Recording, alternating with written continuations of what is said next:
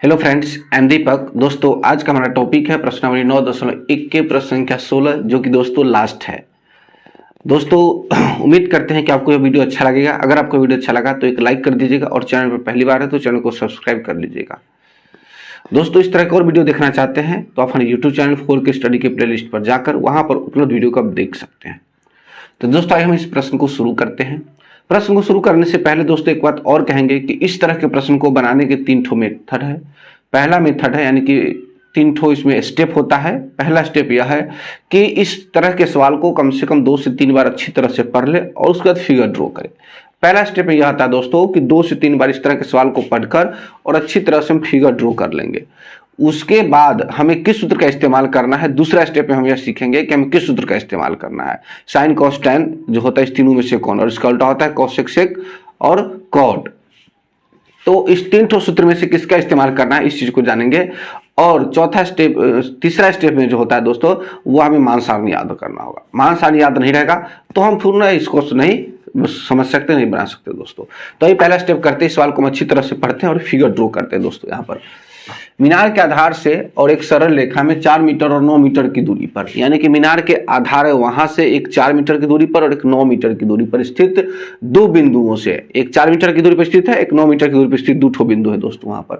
वहां से कहता है मीनार के शिखर 5 बिंदु से दूरी लेता है और उस बिंदु से कहता है मीनार के शिखर के उन्नयन कोण पूरक कोण है। पूरक यानी कि वैसे 2 कोण जिनका योगफल 90 डिग्री उसको पूरक कोण कहते हैं।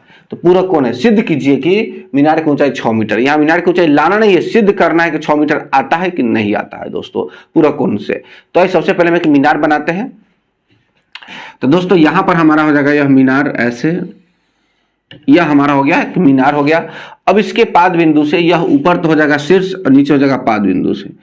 पाद बिंदु से दूरी कहता है इसका एक 9 मीटर पर, एक 4 मीटर पर, दूसरा 9 मीटर पर दोस्तों। तो एक यहां से हम लेते हैं, यह हो जाएगा 4 मीटर की दूरी, ऐसे ऐसे यहां से यहां तक, और दूसरा यहां से यहां तक हो जाएगा 9 मीटर की दूरी दोस्तों। यहां से यहां तक हो जाएगा कितना, तो 9 मीटर की दूरी हो जाएगा। एक कहता है कि 4 मीटर की दूरी मीनार के एक सरल रेखा में 4 मीटर की दूरी मीनार के पाद से ना, मीनार के आधार से, मीनार के आधार यहां से एक 4 मीटर की दूरी पर, एक 9 मीटर की दूरी पर स्थित 2 बिंदुओं से, 2 बिंदु, एक यहां होगा एक यहां होगा, एक यहां पर होगा एक यहां पर होगा, यानी कि ले लेते मीनार है ए बी, तो एक बिंदु हो जाएगा सी और एक बिंदु हो जाएगा डी। से बिंदुओं से मीनार के शिखर, इसका उन्नयन कोण कहता पूरक है दोस्तों। तो आइए सबसे पहले इसको ऐसे यहां से मिला देते हैं, ऐसे ऐसे, यह हो जाएगा यह पूरक, यानी कि यह हो जाएगा थीटा डिग्री। दूसरा सी से मिलेगा यह ऐसे, तो यह हो जाएगा 90 माइनस थीटा, क्योंकि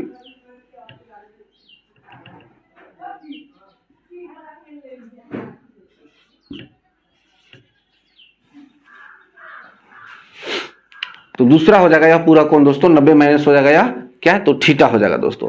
तो इस तरह से हमारा फिगर ड्रॉ हो गया है। और सिद्ध कीजिए कि मीनार की ऊंचाई कितना है, 6 मीटर है। हमें सिद्ध करना है कि मीनार की जो ऊंचाई होगा वो 6 मीटर होगा और यह कोण होगा जो कितना 90 डिग्री होगा दोस्तों। यह हमें सिद्ध करना है। तो आइए सबसे पहले मीनार की ऊंचाई मानते हैं। लिखेंगे माना कि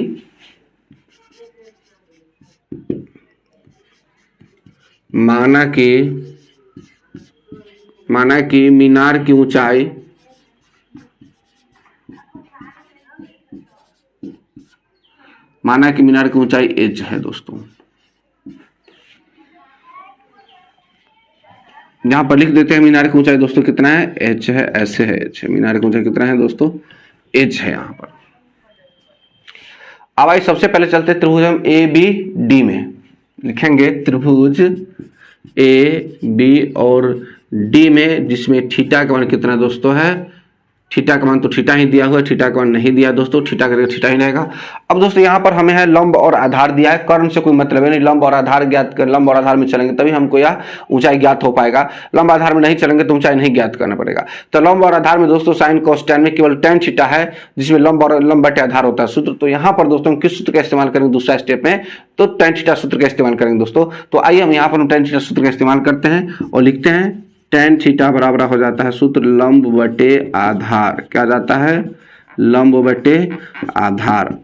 यहाँ पर लंब दोस्तों जो है ए बी है, आधार है बी डी। लंब है ए बी और आधार है बी डी दोस्तों। इधर टैन थीटा ही होगा दोस्तों, टैन थीटा। लंब के मान हो जाएगा एच और आधार बी डी के मान कितने यहाँ से यहाँ तक दिया दोस्तों, तो 9 दिया है, तो 9। पुनः दोस्तों चलेंगे त्रिभुज ए बी सी में, त्रिभुज ए बी सी में जो कि थीटा के मान यहाँ पर दिया है 90 अंश थीटा। तो यहाँ पर हम क्या करेंगे, यहाँ पर tan थीटा का इस्तेमाल करेंगे क्योंकि ऊंचाई दिया हुआ है और आधार दिया हुआ है। तो लंब आधार दिया हुआ है जो कि tan थीटा का सूत्र होता है दोस्तों। तो दूसरा स्टेप यहाँ पर हम tan थीटा का इस्तेमाल करेंगे, तो लिखते हैं tan थीटा बराबर सूत्र वही हो जाता है लंब बटे आधार। क्या हो जाता है, लंब बटे आधार। यहाँ पर दोस्तों समीकरण एक मान लेते हैं। अब यहाँ पर लंब क्या है, तो लंब वही है ए बी है और आधार हो जाएगा बी सी, और tan थीटा का मान होगा 90 माइनस थीटा हो जाएगा, 90 माइनस हो जाएगा दोस्तों थीटा यहाँ पर। अब क्या करेंगे, 90 माइनस थीटा है तो इसको हम लिख सकते हैं cot थीटा बराबर लंब का मान है h ऊंचाई और आधार BC का मान है 4। आधार BC का मान कितना है दोस्तों, यहाँ पर है 4 है BC का मान। अब इसको हम दोस्तों समीकरण 2 लिखेंगे। अब समीकरण 1 और समीकरण 2 के दोनों पक्षों को गुना करने पर हमें h का मान प्राप्त हो जाएगा दोस्तों। तो इस समीकरण 1 और समीकरण 2 के दोनों पक्षों को गुना करते हैं, तो लिखेंगे यहाँ पर कि समीकरण 1 और समीकरण 2 के और समीकरण 2 के दोनों पक्षों को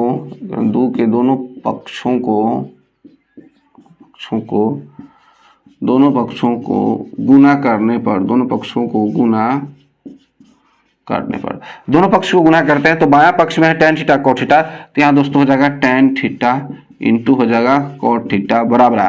दाहिना पक्ष में है h बटे 9, तो लिखेंगे h बटे 9 और गुने हो जाएगा h बटे 4, तो यहाँ हो जाएगा दोस्तों h बटे 4।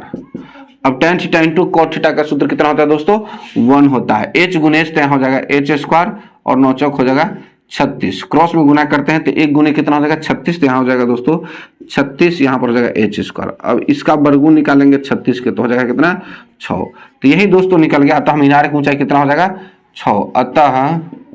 अतः मीनार की ऊंचाई 6 मीटर हो जाएगा दोस्तों। मीनार की ऊंचाई कितना है, 6 मीटर है। और यही हमें सिद्ध करना था कि बताइए कि मीनार की ऊंचाई कितना है, तो दोस्तों 6 मीटर है। तो दोस्तों उम्मीद करते हैं कि आपको यह सवाल समझ में आ गया होगा, यानी कि 6 मीटर था और 6 मीटर आ गया दोस्तों। इसमें अगर अभी भी किसी को कोई दिक्कत है तो आप कमेंट के माध्यम से बता सकते हैं दोस्तों। सबसे पहले आप इसका स्क्रीनशॉट लें ताकि आपको लिखने में आसानी होगी दोस्तों। तो दोस्तों उम्मीद करते हैं कि आपको वीडियो समझ में आ गया होगा। अगर अभी भी कहीं भी किसी को कोई दिक्कत है तो आप हमें कमेंट के माध्यम से बता सकते हैं। मिलते हैं एक और वीडियो में दोस्तों, तब तक के लिए जय हिंद।